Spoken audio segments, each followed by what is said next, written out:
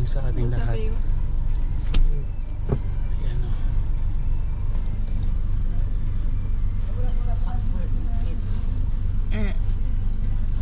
Hello kuya.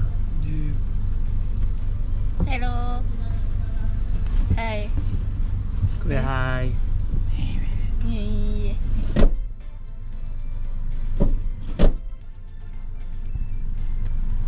Yan kay Kidrebere. Yay. Teka muna. Ikan. Lakad muna.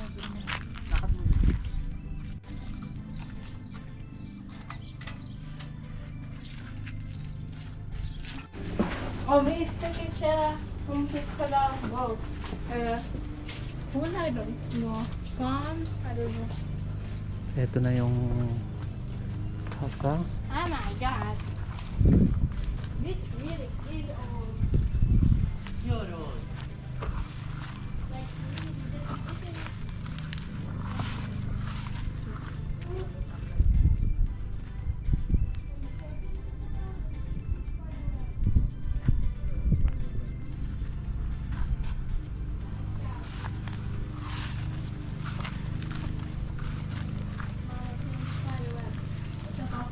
Doon siya. Doon muna kayo sa baba. Doon muna tayo sa baba. Ka? Doon muna tayo sa baba. Bakit nakain mo ka?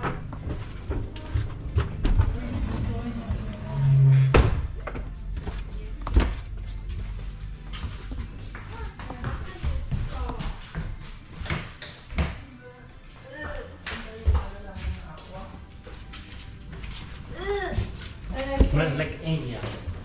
Okay. What we can work? Kinuha na nila yung ano, supa. Ano? Yung supa.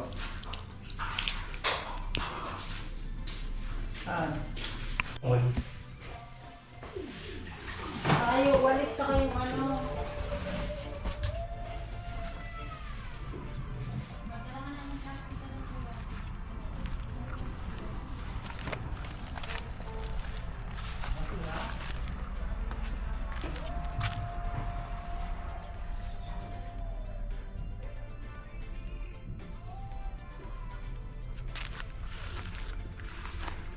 Ito, yung ating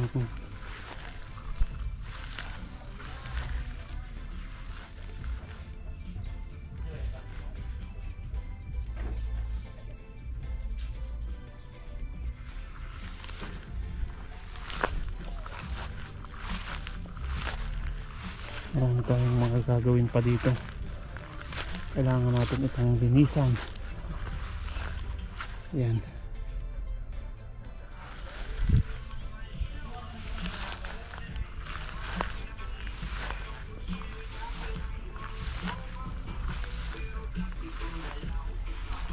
So ano kaya magandang pangtabas dito? Walang gulok. Kailangan siguro natin ng pantabas. Ayan.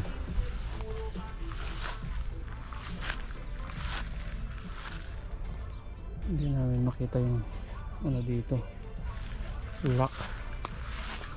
So kailangan baguhin ng mga lock. Ito tanggalin. Yan, siguro sa next ayusin natin yung mga yan. Yan. Out. Yan, ito yung ating bahay. So, ito ang aming first day dito. So medyo magulo. Yan, siguro ating dadahan-dahanin na ayusin to. Kumbaga kung yan, bali yung bahay ito.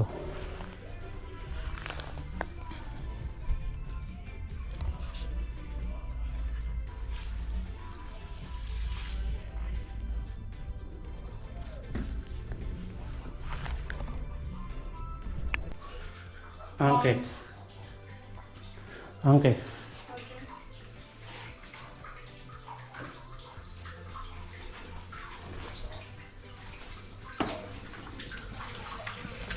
Ma li teniamo domani? Sì.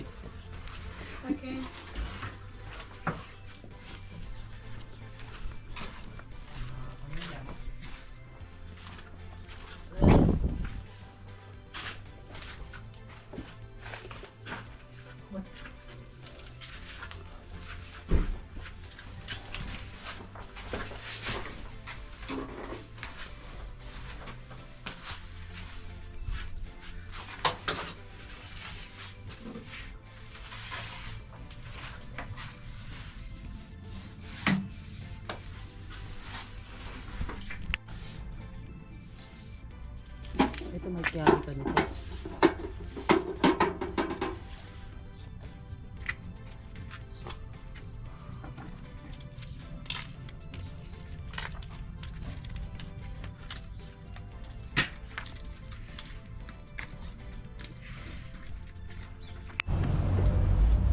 Ayan, nagpunta muna kami dito sa city dahil kailangan namin na i-apply ang kuryente. So nasa amin na lahat yung mga kailangan para may apply namin yung kuryente para sa amin. Wala namang maging problema. So ayun. At, ito yung pinakaunang step na gagawin namin. Naglinis-linis kami ng konti dun sa bahay. Tapos ngayon ay punta mga kami dito. So yun, let's go. Yun, nakagaling na kami ng Enel.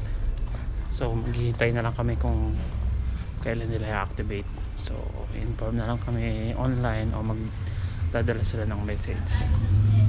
Okay, let's go. Daan naman tayo dun sa tindahan ng mga gamit sa paglilinis. Ayan ang ating lilinisin ngayong summer, ang garden. So kailangan natin bumili ng grass cutter para dito sa labas. Yan, mag-start na kami dito maglinis sa labas. Yan, isa namin. So ngayon ito muna ang ating lilinisin. Ang ating nagawa, ito muna. Sobrang init. Then sa mga next na araw siguro dito, start tayo dito. Pero kailangan talaga natin ng grass cutter para hindi tayo masyadong ma-use. Ito yung paligid ng ating bahay. Share ko sa inyo gagawin namin dito sa bahay na to. Ano kasi siya, nasa probinsya ng Milan. So ayan, nagustuhan namin siya kasi nga itong garden. So at saka independent talaga siya. Yan o, marami pang mga ayusin. Mga bintana kailangan palitan, pero habang hindi pa naman kami makakapagpalit agad ng biglaan, so dahan-dahan lang. So unahin muna namin linisin ang paligid. So magpintura sa loob, kailangan pinturahan na. Ayan, ito yung kabuuan ng bahay.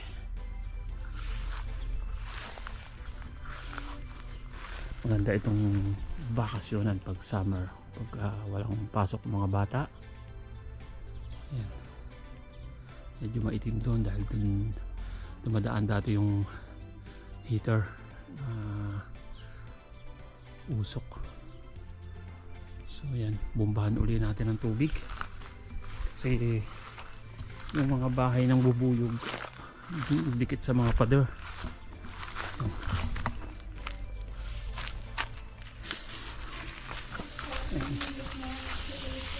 Ayan, nasilakan nito kanina sa itik. Pang spray dun sa mga bahay na yung kagambaw para lumambot hanggang sa bumagsak na. Padaanan ko na yan kanina. So yun, nagigiba na yung bahay.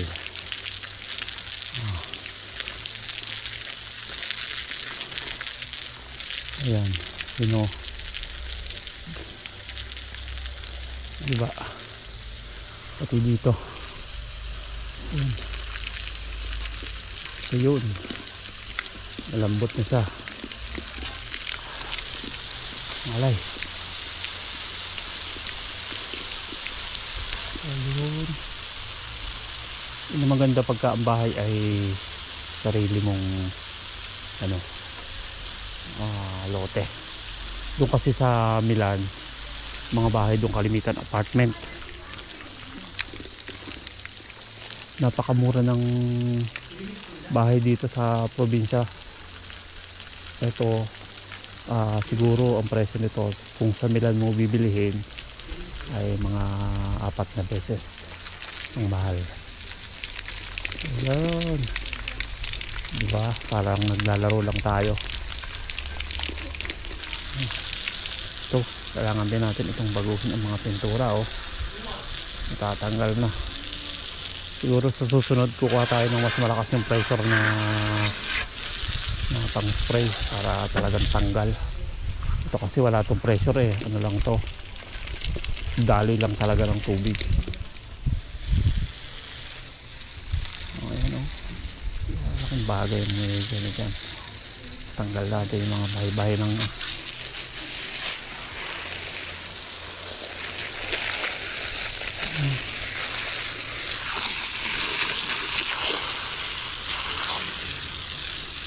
natin talagang ayusin dito. Pagod na kaya ganito na lang muna. Yan ang swimming pool kunwari dito. Subukan natin yan na ayusin at ito natin tatanggalin yung mga laman ayun sa ilalim. Yan natin kung papakinabangan pa. Yan may biak na, tatagpian natin yan. May biak siya. Ito rin yan.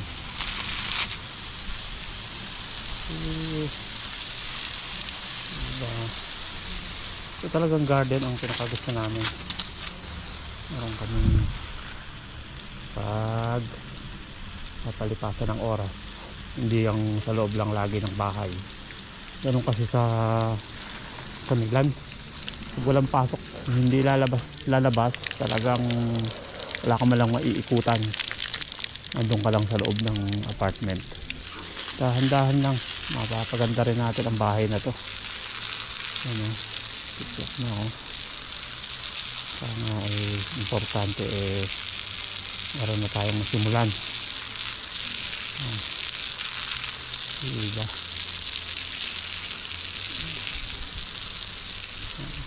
Ayan, anong iyong na-imagine dyan, Enya?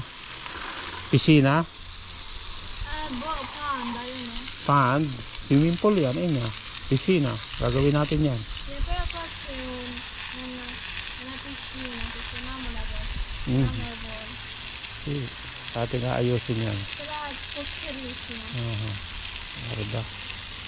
Dahan-dahan lang. I just noticed Malaking bagay na yun meron na nakuha natin tong bahay na to. Ito ay halos 1 taon namin itong hinintay kasi may nakatira dito na ayaw umalis.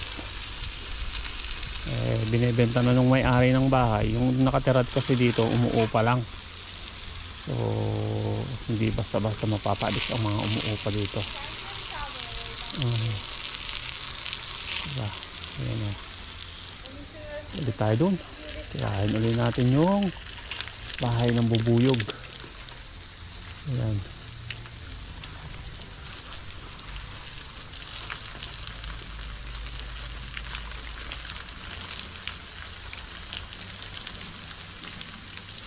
Ayaw mo wala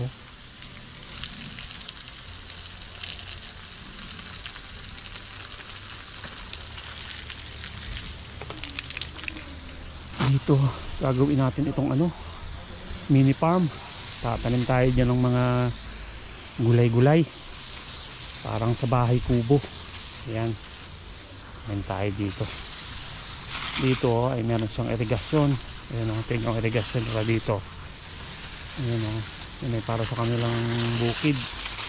Kasi dito marami din dito taniman ng mga palay dyan palayan yan mula dito sa harap natin at saka dito sa kabila na to puro yan palay.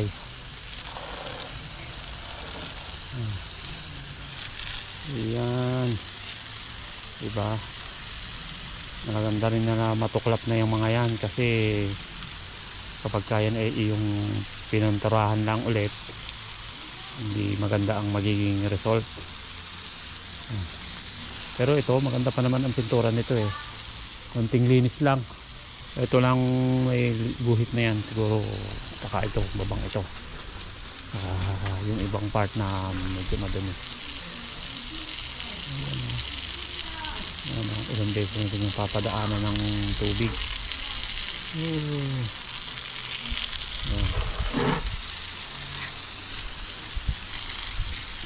Okay, na-activate na natin yung ating ilaw at saka yung internet. Nakapagpakabit na rin agad tayo dito. Mabilis lang dito magpakabit ng ano. Kanina nagpunta kami dun sa office,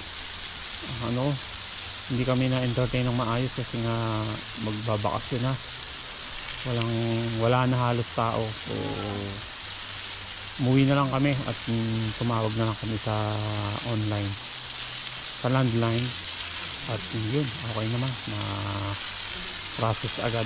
Yun ang maganda dito, kung pwede mong itawag na lang, ibigay mo yung mga details mo, yung address mo, at activate agad nila yun. Walang kanang problema. Ganun kabilis ang pag-activate dito ng tubig at saka mga ilaw na yan sa kuryente.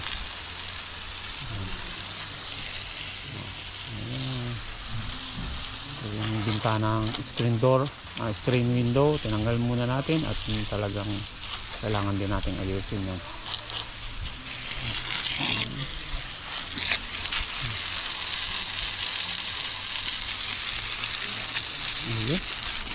Yan ang kaunti, pauwi na ulit kami sa Milan.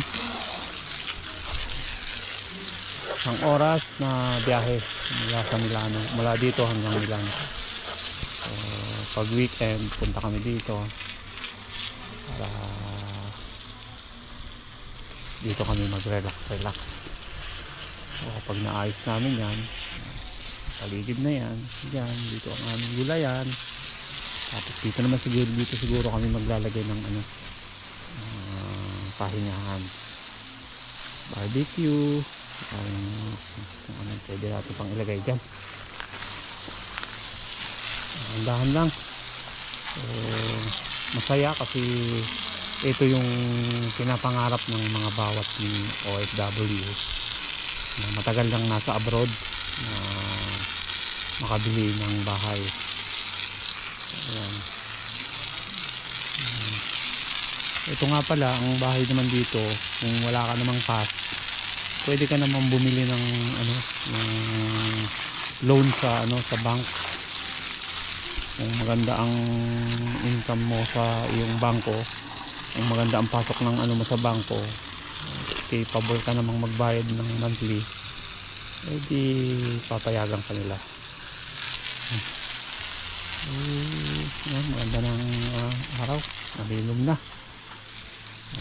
Pagod na rin, kami ipalis na. Ayan, hanggang sa susunod po na ating pagkikita muli, update ko kayo dito sa aming bahay sa probinsya ng Milano. Ayan, nagayaya na ang ating senyorita.